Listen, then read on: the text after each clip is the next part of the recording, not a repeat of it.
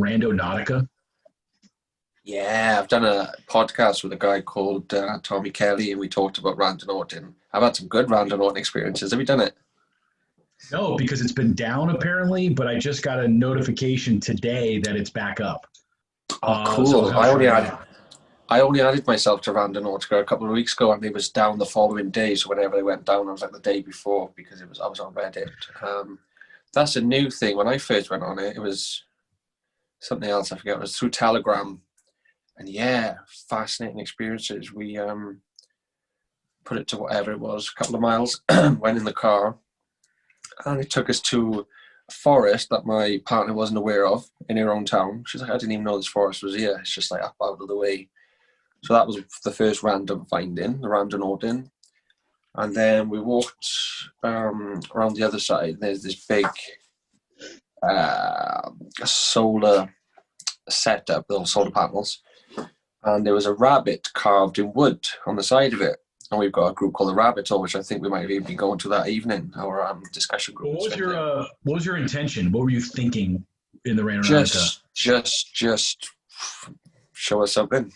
We didn't So put any. cool. Right. Yeah, we didn't put any intent into it. Rabbit carved in a tree. I've got another one to follow up with as well. With this one, we saw the wooden rabbit, which just kind of was a bit of symbology for the Rabbit Hole discussion group. And as we walked back to the car, we saw two rabbits run across the path. And I mean, I've been in Swindon 3.5 years by that point. I've never seen a rabbit ever. So that was just, random naughting. And I was like, oh, that's pretty cool. But one night I went out and I'd been doing a freedom of information request with the council about the 5G and the lights and all the rest of it. And yeah, I just went out for a walk to do this one. So I didn't do far, maybe like 1.5 kilometers. And it took me through all these streets, and I was looking at the lights just because it was on my mind, because I've been doing the freedom of information request, and all the lights were like normal lights. And it took me right outside to this person's house, just on a corner. There was nothing of any significance. I was just under this lamppost, and I looked up, and it was the only LED lamppost in the street, which, again, randonauting. Just, you can see probably stuff that maybe isn't there, but some of the things that people post are phenomenal. And, again, some people are probably just making them up just to get attention. But having had my own experiences, some of them are just quite obscure, but there is symbology there. So it's a fascinating thing. And it's just quite fun as well. Take your mind off all the bullshit. Yeah, that's if this thing's a legit quantum computer, then it makes total sense. I can only quote those two experiences. To me, were quite. I was like, "Oh, that's interesting," because there was nothing of significance. And I looked up, and it was literally the only LED streetlight that I'd seen. But it was just this one big LED streetlight. And I was like, "Well, that's funny," because I've been doing the freedom of information request just this morning. And again, the rabbits was just odd, and it's just little things. But some people have quite interesting ones. It's on. Do you go on Reddit to look at it? Yeah, somebody recommended it to me, and then I went and looked at the Randonautica Adventures forum, and then just read up on people's different experiences. And it definitely, I'm very curious and excited to try it for sure. But yeah, like I said, it was just like a week or two weeks ago, maybe, and it's been down. But now that it's up, I'm going to try it. I'll probably try it out Wednesday or Thursday. I would love to try it at night, and then look for something creepy, paranormal, evil, something like that. What's that? That's a good shout, yeah. I love that kind of stuff. I'm fascinated by it. I actually just put in an application to a local paranormal investigation group. Awesome. So we'll see. I just sent it in like the other day. So Go on, sorry. What's that? The scarier, the creepier, the darker, the more it fascinates me. I've had too many, with my lucid dreams and stuff. Like I have, there's nothing that can scare me anymore. I've seen and experienced things that are just, none of it terrifies me. I find it all fucking fascinating. It's kind of like that Ender's Game quote where, he's like the second, he figures his enemy out, he falls in love with them, and then in that moment he destroys them. And that's kind of how I see it. Like this evil is just so genius if you think about it. Like just it's just genius. Like some of the stuff I see is just so detailed and fascinating. It's like I just can't. It's like art. I just can't help but it, And that has been that for me has been my turning point. Like that was what broke my fear. Like that's how I eliminated my fear of this stuff, is because I'm fascinated by it. It's art. It's genius. It's like playing like just a well-designed video game. Like when you just get a really good game or you watch a really good movie, you just have this respect for it. And that's how I see this stuff now. Like when I encounter these demons and shit, it's like it's just and what's funny is I've had dreams where I had a demon once. It was weird. It like grabbed me and then like started pulling me into the air, and then the ceiling became this like crawl space attic. It was kind of like it was like a cave. It was like the catacombs or something. It started to drag me into these catacombs, and then it got right in my face. And instead of being afraid, I was like, what's up, dude? What's your name? Like, where am I? And it totally changed its tone. After that, it was like, oh, well, that's cool. Like it totally just like, it was like, hey, you want to get a drink? Like, yeah. Like it totally went from trying to like terrify me to like being buddy buddy. Yeah, you're not the first person I've heard talk about stuff like that. So yeah, this is it. It's when I got section, the only way I can describe it is that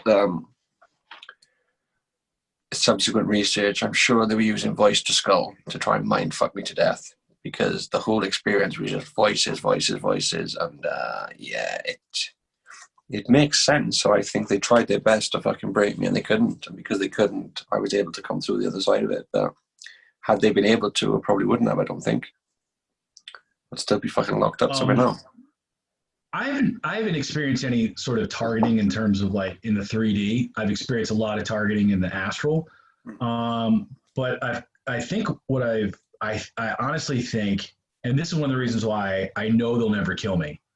I just don't, I have zero fear of death, but I know that no matter how much of a threat I become in this 3D realm, they're never going to kill me, and they're never going to try, because they know that I know too much. And that if they were to free me from this body and my consciousness was freed and I was suddenly in the system, I would be much more of a pain in the ass to them than I would be in this body. It's like this body's sort of like a temporary prison, and they know that they control me better as long as I'm in a human body than if I were to be killed.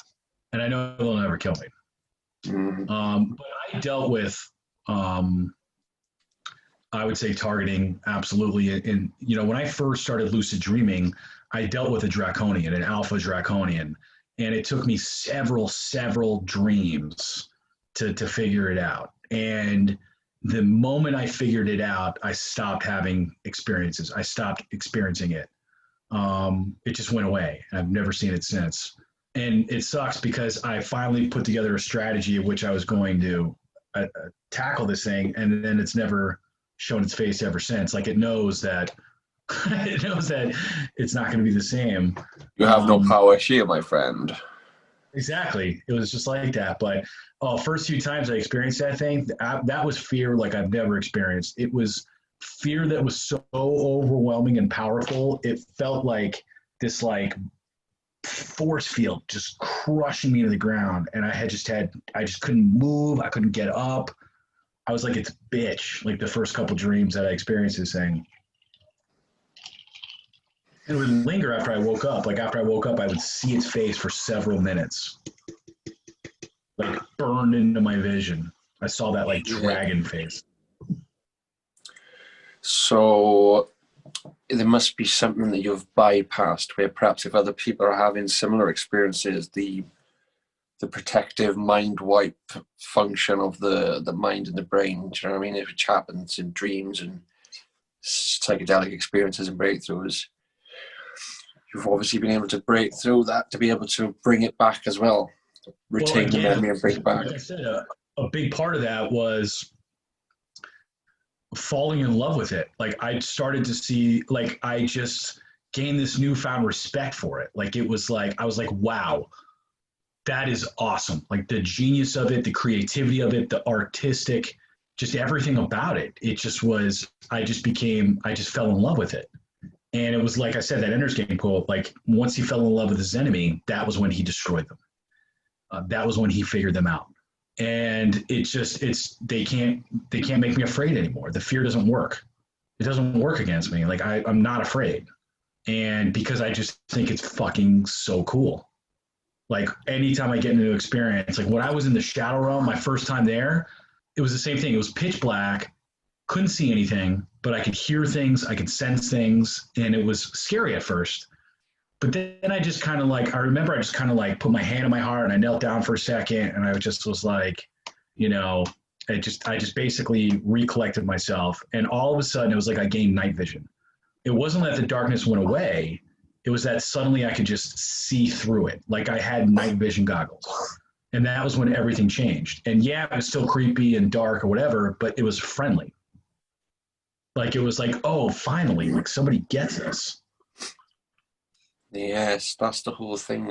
People talk about that in DMT experiences where you will just magnify whatever you're feeling is like the thing of calm down, and it's as your energy changes and you flip between that fear and love, essentially, isn't it? The two polar opposites. The tone of the experience just can flip from one to the other.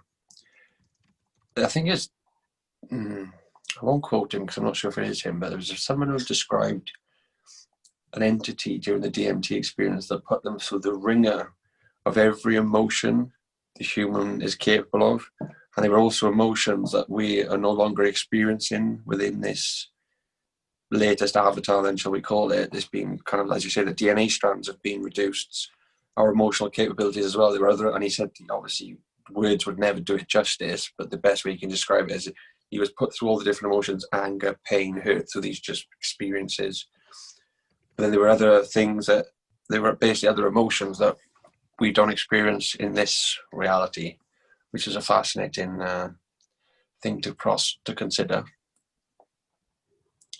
you heard anything like that? Yeah, absolutely. That sounds awesome. I have heard of stuff like that.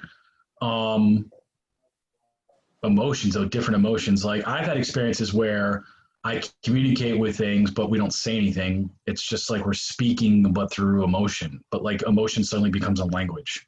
Yeah, yeah. I've had that experience.